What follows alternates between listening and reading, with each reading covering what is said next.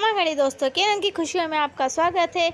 और I hope आप भी अच्छे होंगे, हमेशा अच्छे रहें, ये दुआ है मेरी। और मेरा बच्चे हो गए हैं। देखिए हम आए हैं दशा माता की पूजा करने। ये देखिए सब लोग पूजा कर रहे हैं और आई मेरी पूजा बाकी है। और इधर ये ममता आंटी पूजा कर रहे हैं और इधर ये हैं सुनीता आंटी। तो चलिए मैं भी पूजा कर लेती हूँ। तो देखिए ये मैं पूजा करना स्टार्ट कर दी मैंने। और पहले नारियल रखा जाता है, उस पर 5 सुपारी रखी जाती है। सबके अलग अलग तरीके हैं, सबके अलग रीति रिवाज के हिसाब से करते हैं। कोई कैसे करते हैं, कोई कैसा करता है, पर मैं जैसे करती हूँ वैसे देखिए आप कैसे कर रही हूँ मैं। तो दशा माता की पूजा करनी तो मुझे पीतमपुर में थी, पर प्रॉब्लम ये हो गई कि हमारे सासू जी आए हुए थे और उन्हें छोड़ना था। हमें इंदौर से बस में बैठाना था, जहाँ से वो जाते हैं हमारे गांव में। उन्हें गांव जाना था हमारे घर, तो हमें इंदौर आना था उन्हें छोड़ने। इस चक्कर में मेरी पूजा इंदौर में हुई नहीं, तो मैं पीतमपुर में पूजा करती। तो ये था इतना बड़ा झोल जो पचका हो गया मेरा। और ऐसे पचके मेरे होते ही रहते हैं बहुत। तो देखिए हमारी पूजा हो रही है, मैंने पूजा कर ली। अब मम्मी पूजा कर रहे हैं। अब यहाँ आई तो मम्मी के साथ, पड़ोस वाली आंटियों के साथ पूजा करी। बहुत मज़े आए, फ़ोटोज़ खींचे और आरती भी सॉरी कथा भी सुनी। क्योंकि कथा दशा माता की पूजा में कथा होती है, परिक्रमा लगाई जाती।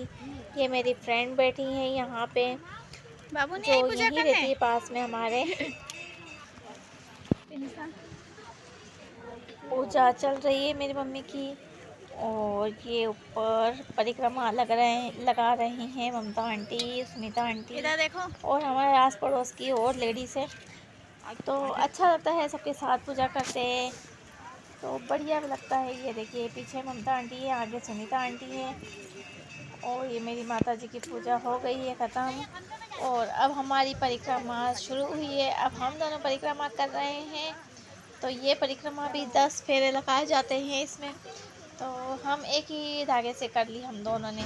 वैसे अलग अलग करते हैं, पर अगर एक ही घर के हो तो एक धागे से कर सकते हैं। तो ये परिक्रमा 10 लगाते हैं और हाथ में चावल के दाने 10 रखते हैं और एक परिक्रमा के बाद एक दाना छोड़ते हैं। तो ऐसे होती है परिक्रमा। और इस परिक्रमा के बाद हम सुनते हैं कथा और फिर यहाँ से निकालते हैं सोना। जो ये झाड़ है पीपल का, इसमें से जो झाड़ की पोर रहती है ऊपर की, उसमें से वो पोर निकाल लेते हैं थोड़ी सी, वो हमारे बरकत में रख देते हैं। तो अब हम नारियल बदला रहे हैं। नारियल किसी न किसी लड़के को पकड़ना ही पड़ता है, हर साल कोई ना कोई मिल ही जाते हैं। और अब ये देखिए यहाँ पे कथा भी चल रही है, साथ में हंसी मजाक भी चल रहा है। और कथा करते समय एक हाथ में मेहंदी, या फिर अगर पूरे हाथ में नहीं लगाई जाए तो एक उंगली में ज़रूर लगाते हैं। और ये सब जने एक दूसरे को कंकु लगा रही हैं, मांग भर रही हैं। ऐसे हो की जाती है ये पूजा। और ये मेरी मम्मा बैठे हैं पीछे, और उधर सुनीता आंटी, ये ममता आंटी बैठे हैं। और वो जो सामने बैठी हैं आंटी, वो भी पंडिताइन आंटी हैं, ये जो पीली साड़ी और लाल साड़ी में बैठी हैं। तो सब अब कथा हो चुकी है और सब एक दूसरे के पैर पड़ रहे हैं। अब मैं यहाँ की लड़की हूँ, तो मेरे सब पैर पड़ते, मैं नहीं पड़ती किसी के, क्योंकि हमारे यहाँ कन्याएं पूजा पैर नहीं पड़ती हैं। और ये पूजा के बाद हम चले होली की पूजा करने। तो हम यहाँ पे बैठ गए हैं होली की पूजा करने। और परेशानी ये हो गई कि मेरे साथ कोई मोबाइल पकड़ने वाला ही नहीं था, तो मैंने मोबाइल को साइड में रख के वहाँ होली की पूजा करी। और पतवारी जिसे कहते हैं, पतवारी पूजी जाती है, पत्थर 7 पत्थर लिए जाते हैं, उनकी पूजा की जाती है। तो हम दोनों माँ बेटी ने ये पूजा करी। और ये हमारी ममता आंटी भी आ गई और मेरे इस साइड ये सुनीता आंटी भी आ जाएंगी।